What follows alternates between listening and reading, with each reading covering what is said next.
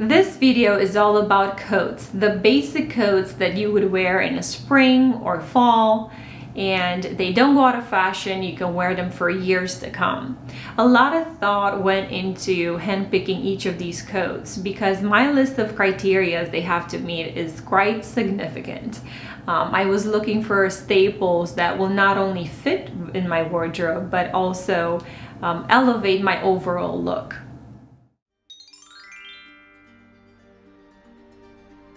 Welcome to my channel, everyone. I'm Paula, and it is such a pleasure to film these videos and share my love of fashion with you all. If you are new to my channel, please consider subscribing, and if you're already subscribed, thank you for watching. Don't forget to click the like button if you're enjoying this video, and let's get started. Check out the description box below for more information. I will try to look up similar items. I'm not sure if I'm going to find all of them, but the criteria that I'm going to share with you can generally be applicable to any really coat that you have. And this list should basically narrow down your search. One thing they all have in common is the length. They're all long. They're either until the knees or all the way to the ankles because this is a coat video, but I am going to film a jacket must-have video, so stay tuned for that. The first coat I'm going to show you is my first purchase actually for a coat. It is from Banana Republic and it's wool blend. Now that's not surprising, is it? That's because most wool coats out there or a blend. So at the time I didn't know I should be looking for 100% wool, nor did I know where to shop from. When searching online, it's important to read the description box. If the product is made out of high quality material, be sure that the brand will identify it for you. In fact, they want to make sure you know because that's how they justify the high price point. It is slightly loose, and as I mentioned before, you want to size up in coats because layering is important. You also don't want movement constraints to make you feel uncomfortable. The coat's role is to cover you, and on this channel, I'm going to show you how to do it stylishly. The color navy was done on purpose because I wanted a professional looking coat, and I just thought black was very somber at the time. Which, speaking of, reminds me that I don't actually have a thinner light coat in color black. And if you haven't seen my video, I highly recommend it. 3 winter coats every woman needs. I will also link it down below. I wanted double-breasted buttons. I think they're so elegant and uplift the overall look. The military style shoulder is also a very nice touch. It's flattering and adds depth to the overall style. It's something different you don't see every day. I opted for a non-belted look to facilitate ease of movement and dress time, as well as the maintenance of it. All those belts seem to dangle around, don't they? And to be quite frank, out of all the coats that I have, my first choice would always be the non-belted ones. Of course, after they match the overall outfit that I have. The downside of this coat, which I found out later, was that it attracts lint and hair so badly. And I just find myself cleaning it from lint with a roller all the time. If I would ever upgrade at a later time, it would be for a 100% wool coat instead. So if you're looking to buy your first coat, I highly recommend just making sure it's 100% wool.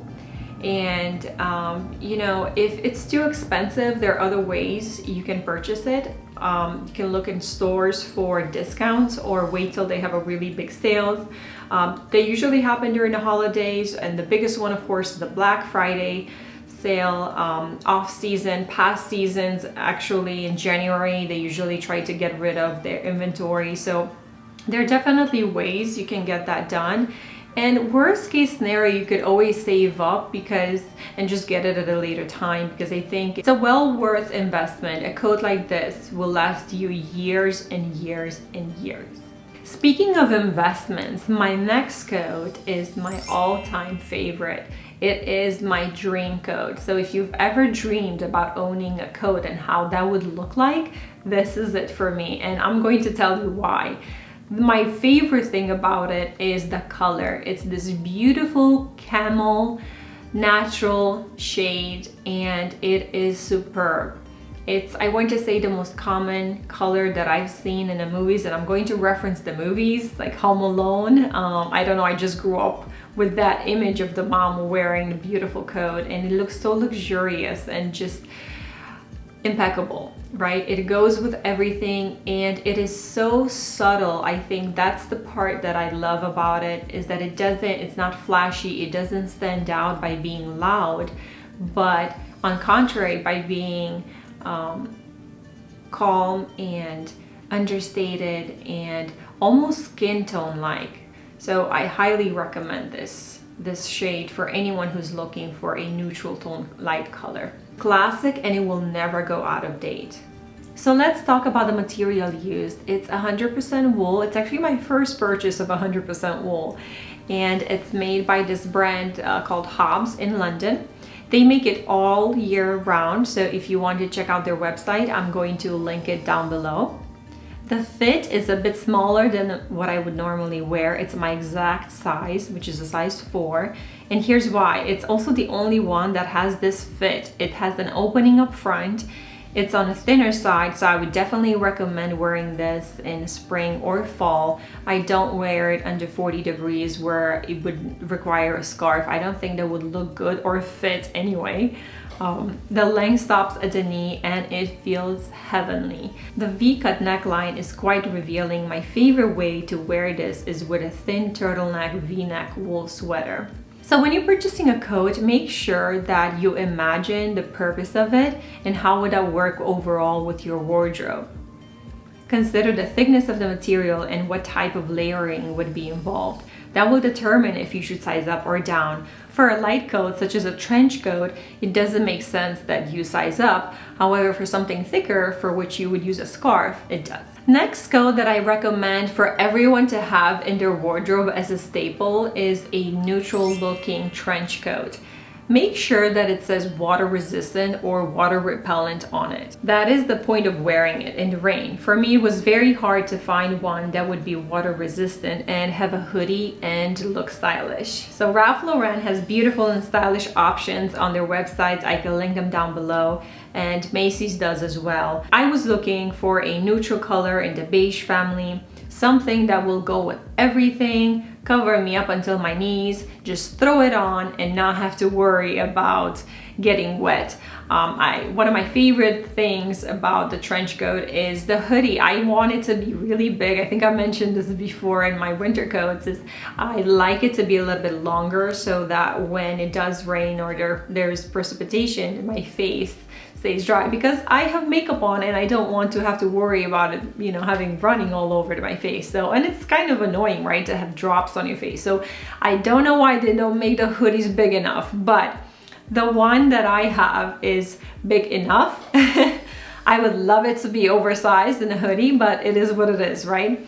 So for me, the hoodie is important, and pay attention to that, because usually if the picture doesn't show it and it doesn't mention in the description box that it comes with a hoodie, then it doesn't. And I've had that happen to me where I purchased the trench coat and it came with no hoodie. I will share with you as a bonus my last coat in the spring fall collection.